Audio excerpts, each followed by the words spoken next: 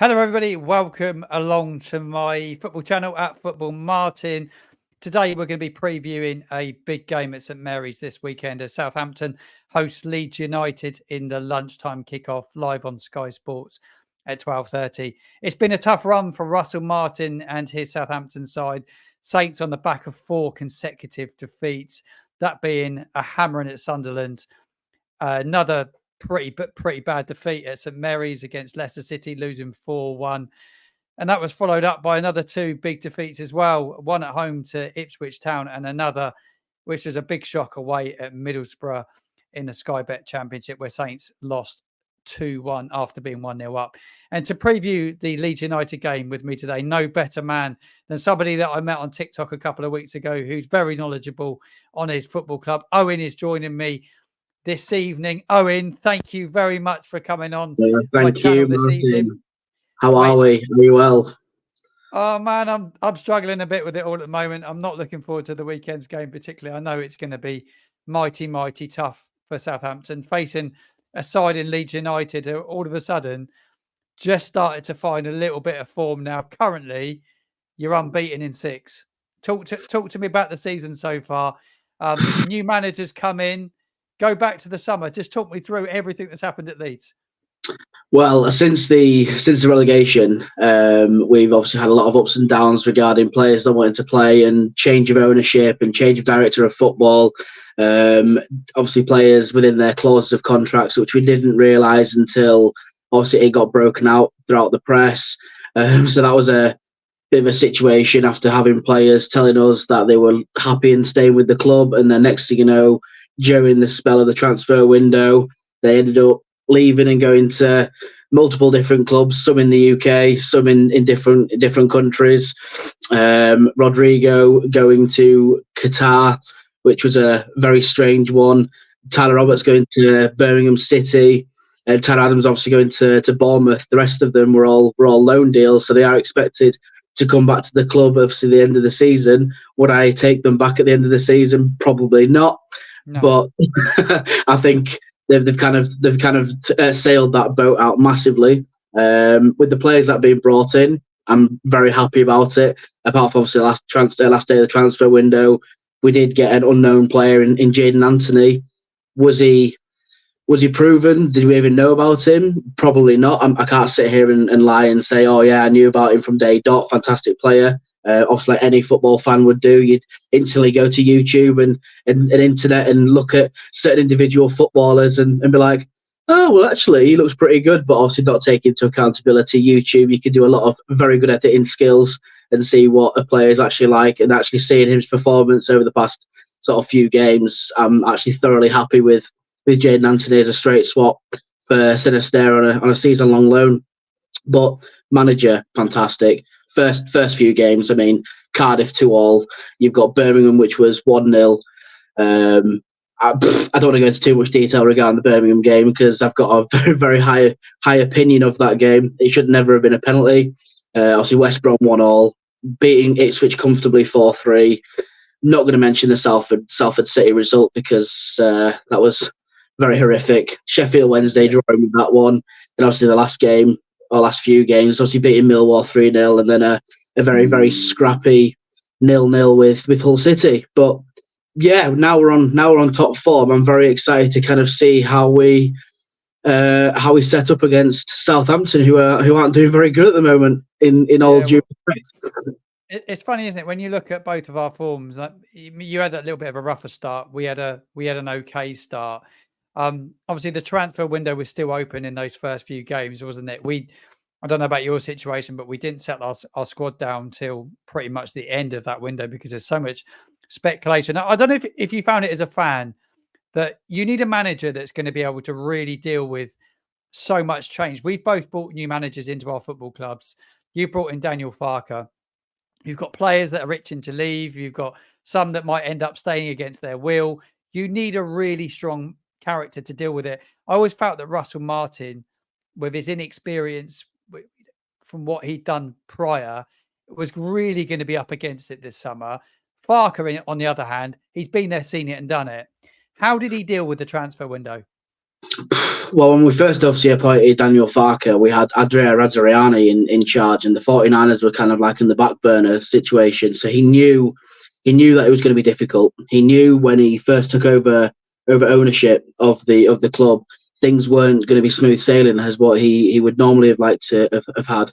I mean, going through the transfer window, like you've already said, it was very difficult for I think both clubs, as with the players that we've got, they weren't to the standard that we needed. So it was key and vital to be able to bring in players of quality, bring in players who are well and truly wanting to fight for the championship. I mean, like anybody would know, the championship's a very, very difficult position to be in.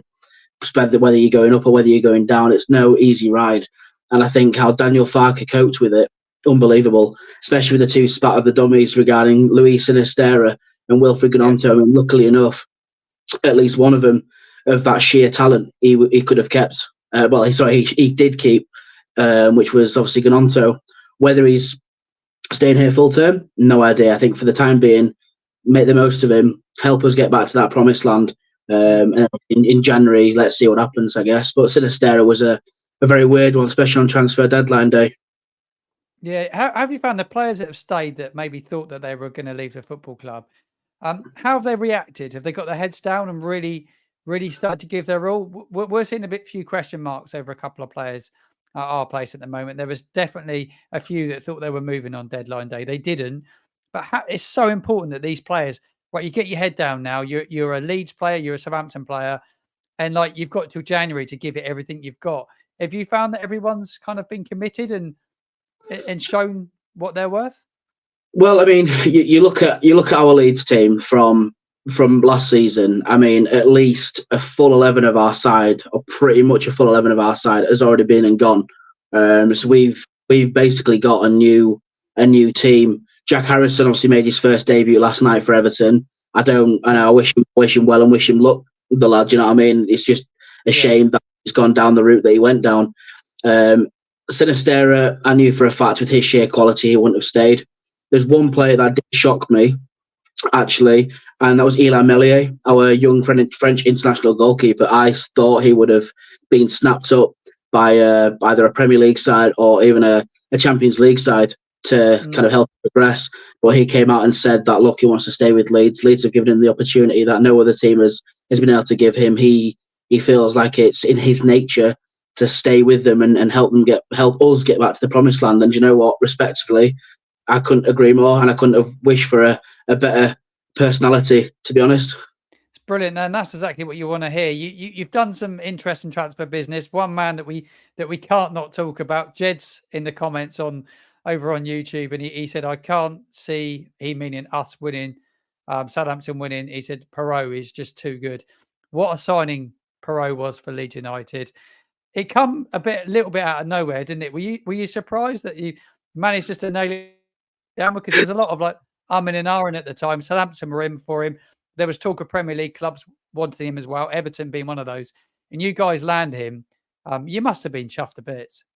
I'm actually guilty when I say this. I mean, I'm very much an open book. Like I won't be that delusional Leeds fan and sit there and go, oh, I knew he'd come to us. We're a massive club. I was actually one of the very few that said at the start of the window when the speculation first originally came out about Joel Perot, I said, nah, he won't come to us. He won't come to us. Him and Glenn Kamara, guaranteed by the end of the transfer window. I even tweeted it as well. I even said, Glenn Kamara, Joel Perot, by the end of the window, he won't come to us. And I even pinned the tweet. And you know what? I actually retweeted it when he signed for us, and I saw him in the Leeds top, and I looked very silly when I did it. But you know what? It's because I think it's because we're not with Leeds United. We're not used to getting sheer quality. I think over the past 3-4 seasons, we're used to bringing in players who think they've got potential and then become a massive flop.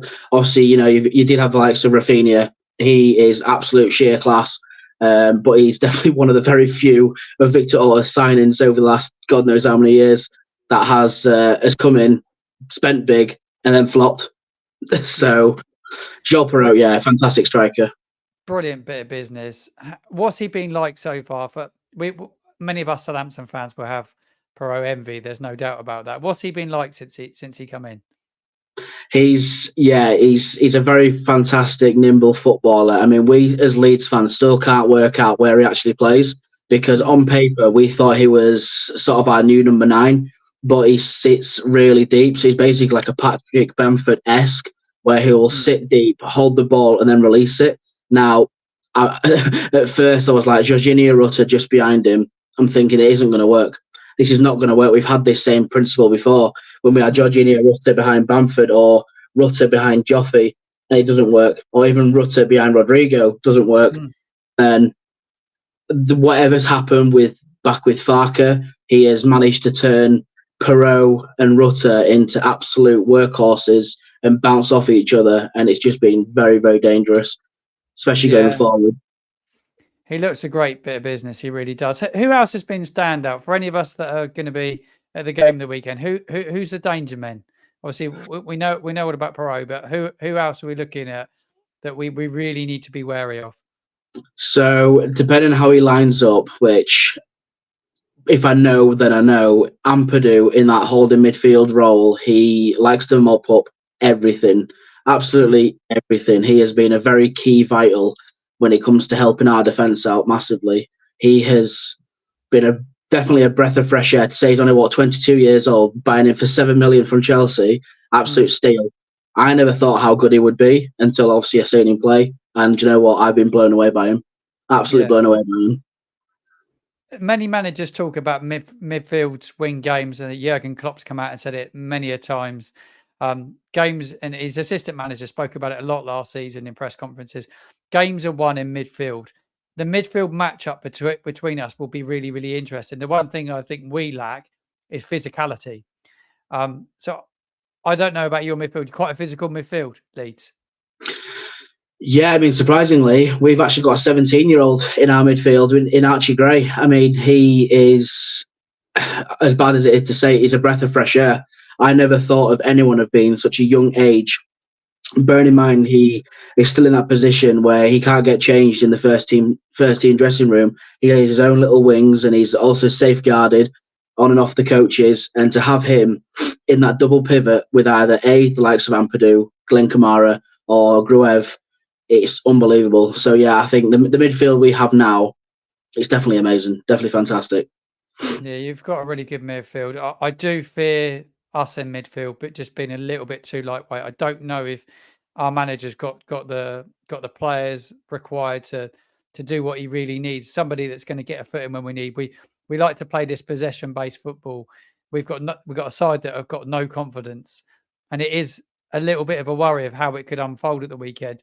Slow pedestrian football out from the back by us. Do you think that Leeds will look to press Saints and really go at them from the get-go? Because Saints look to be a side that if they're pressed and put under pressure, they will make mistakes. Yeah, I mean, what I have noticed with Leeds, especially over the last 3 games, we have that first 5 minutes where we will look at a team and work out how they play. Our wing backs, because they're not full backs anymore, they're the wing backs. Yeah, they press wing backs, don't they? Forward. Yeah, they'll press a lot further forward, which obviously will then help obviously the attackers.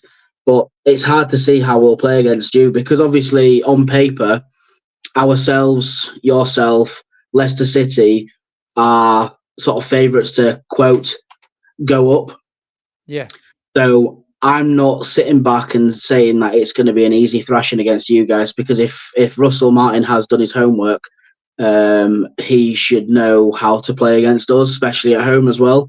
So I don't feel like it's going to be an easy game at all. And I think when what Farke said earlier, yes, we're on form, but we've also got to take into consideration every game is completely different. We just need to take that winning mentality, put it into this game, and just try and iron out the mistakes.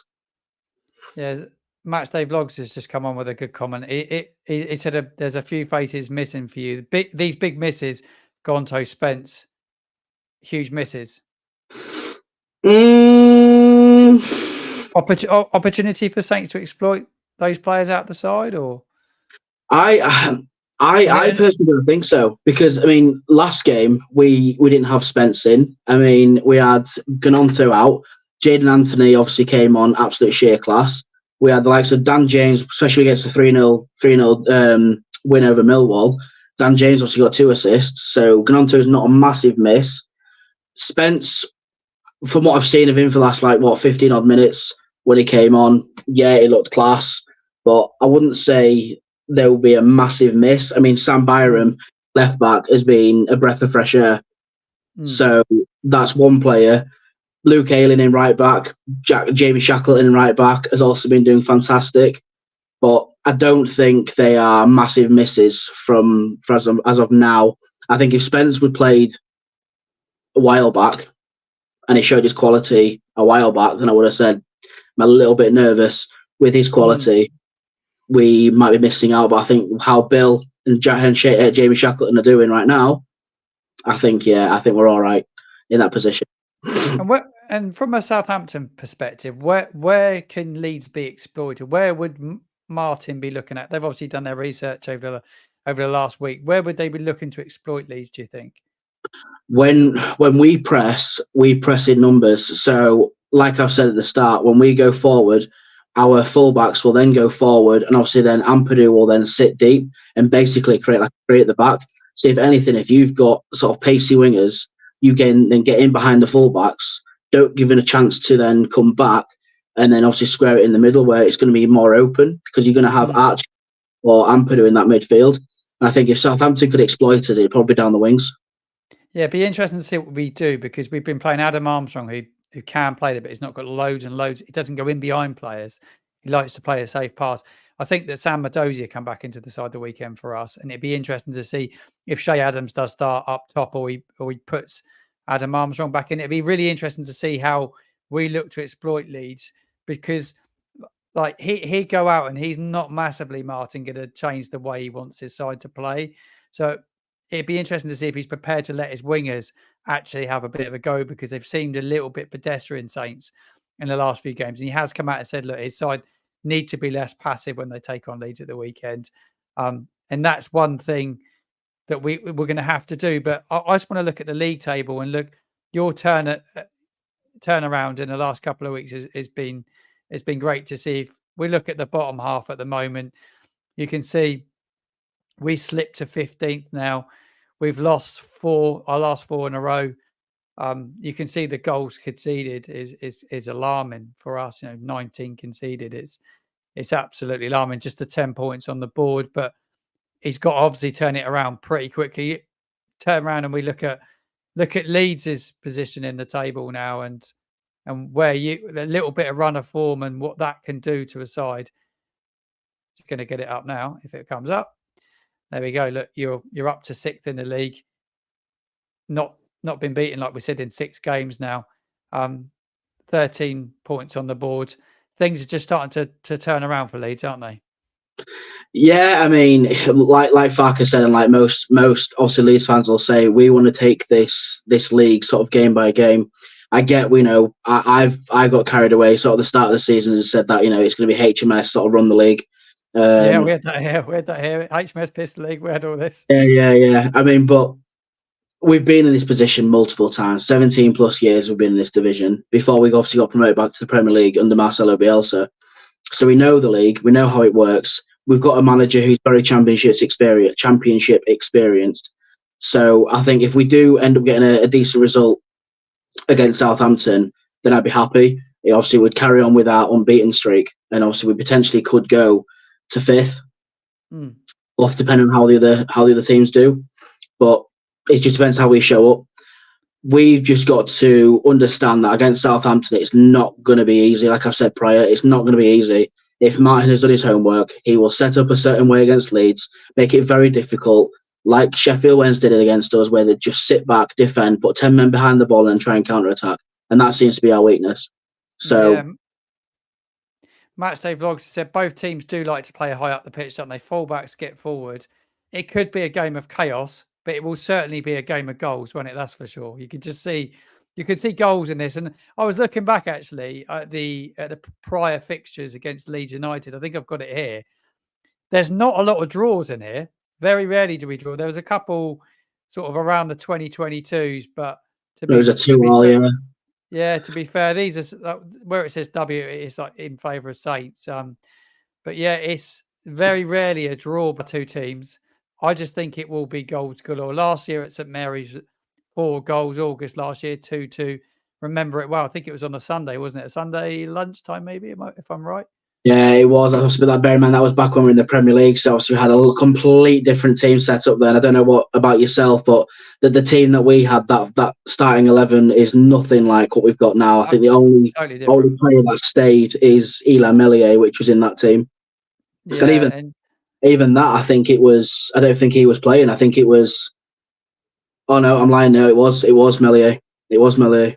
yeah. Oh, and I want to ask you actually. We at that time of playing you, you had Jesse Marsh as the manager of your football club. He was relieved of his duties later on in the season, and we were heavily linked with him for a period of time. Would he have, do you think he would have kept Southampton in the Premier League if he'd come here? I don't really know how to answer that question, to be honest, Martin, because as a Leeds fan, I couldn't stand the bloke. I wished and hoped and prayed that we got absolutely battered by Liverpool and he got sacked then. But I don't know. I really can't answer that question. All I know from Jesse Marsh's approval and tenature being in Leeds is I've got so many sayings in my head which have been tattooed in my brain, like in the moment, and playing with integrity and playing for each other. And that's all I can remember from Jesse Marsh. Never mind his playing style. It was bonkers. I think there was one game we were playing against. I can't remember who we were playing against, but we were winning comfortably. Next thing you know, he brings on Rodrigo and then injures him. I'm like, why? Why would you do that? Yeah. Why would you do that? Our leading top goal scorer, you bring him on in a cup game, which you didn't need to bring him on for. He gets injured and now he's out. I'm like, he's to put it politely, he is the Ted Lasso of the Championship or the Premier League. He's not gone back into management, has he? He must have some sort of payoff where he's quite comfortable at the moment. There's no need to go and look for another job, maybe. Well, the last thing I saw of him, he was in a Champions League presenter against AC Milan. He was currently on pitch side talking to, I think it was like Mika Rich. Oh no, it wasn't Mika Richards because he was at what's Mika Richards doing? He's on Soccer AM or something. Yeah, he's on somewhere or other. Sky Sports, BBC. He's literally everywhere, isn't he? At the moment, literally everywhere. But yeah, no. To answer your question, I actually laughed when you were linked with Jesse Marsh. I was hoping and praying that you did get linked with him, so you went down. But just unfortunately, he did go down anyway. So yeah, I don't think he was the man. I don't think anyone could have saved us last year. And the guy that did come in never played to the strengths of the side. Really, we went down with an absolute whimper last season. I think Russell Martin continually talks at the moment about scar tissue from the last couple of seasons. He's brought a lot of new players in. So I think you talk about scar tissue. There might be with some players, but our home form, Owen, is dreadful. We've only won 3 home games, league games, in the last calendar year. So I think it's a bit of an issue. The atmosphere at St Mary's will be interesting on Saturday, depending on how the game starts. I wouldn't want to see us concede too early, because I think if we're the side that concede early, I think there'll be problems. I think the pressure's mounting on Russell Martin already. You know, the fans are fickle, aren't they? Fans, they're quick to boo now. There's a lot of talk about booing at football games. How do you feel about all this booing at football? I can see the frustration, and I can't sit there for a second and say that I've not done it myself, because I have, especially when it comes to away games. I've done it. I've done it at home games. You just venting your frustration. The bottom line is it's down to your ownership, and if your ownership aren't listening and you're booing, it just becomes pointless. You may as well go into a football stadium and start making farm animals noises, because it's literally going to be the same principle whether you boo, moo, or even quack. Like with Radriani, he should have sold up a long time ago. But I think at St Mary's, if you sit deep and end up scoring first, which you potentially could do, it's a possibility. I think that's when your fans will then start sort of lifting it up and lifting their spirits up. Yeah, our fans desperately need something to cheer about. The one thing we can't afford is a poor performance Saturday. He has to get a performance from his players. It's absolutely vital. The last 2 home games have both been defeats. Leeds will travel in numbers at the weekend. I'm pretty sure they would have sold out their allocation though. And have you heard how many fans you're bringing down to St Mary's at the weekend? I've not actually seen the fans, but I know it would be the few thousand fans that will be coming down. Yeah, they usually sell out their allocation here. It's a well-travelled club. I'm based just off Southampton on a little island, and there's loads of Leeds fans here. So I know that I'll be on a ferry travelling to the game, surrounded by Leeds fans because everybody wants a glimpse of Leeds when they're on the south coast. How are you feeling about the game? I want to do like score predictions with you now. I'll give you my score predictions, but I'm going to ask you first. You're the guest on my show today, so what's your score prediction and your star man as well? We get your star man. I've said this score prediction to the rest of the other Leeds fans that I've got a little association with, and I've said to multiple other fans as well during sort of social media lives. But I'm going with 2-1 Leeds. I think it'll be a very much an end-to-end game. I think it'll be very scrappy in that midfield. I think it will take a little bit of time for both of us to settle. I think who will score first, I don't know. It might be a draw at half time, and then someone in the second half will pull it. But I think 2-1, and I'm going to go for probably Jorginho Rutter to be our star man again. Yeah, I was on a podcast just a minute ago, and I'm gonna have to go with the same. I went with a 3-1 defeat for Saints. I don't see anything other than a defeat. Any Saints fans tuning in, I know I'm being negative. Give me your comments in the comments box on YouTube. If you're watching on YouTube, what's your score predictions? I'm going with 3-1. I think our star man will be Kyle Walker-Peters. I'm very surprised we've still got someone of Kyle Walker-Peters' ability in our side. He's somebody that we do have to utilise at the weekend, that's for sure. But I just see Leeds being too strong for us. I really do. I think if we come out like another fan has said, and he reckons he's going to beat you 5-0, I don't think that'll be the case. But I'll be very surprised if it happens. If it does, then unfortunately, I think it's probably the end of your manager. Personally, I think he's under big pressure. We head to Stoke on Tuesday night after playing you, so the pressure mounts for playing the side that are struggling for form at the moment. Don't think they've won for 5 games. Where do you travel midweek, Owen? What your midweek fixture? We go to QPR on the 4th of October. Yeah, so you've got a tough game there. QPR, everyone. I know they QPR come to us at home on the October, so yeah, we're at home, so we don't have that London black cloud over our head as we've seen the last how long. Yeah, there's someone in the comments box, KWP with normal hair or blue hair. I still can't believe he's got blue hair with our rivals being Portsmouth, I have to be honest.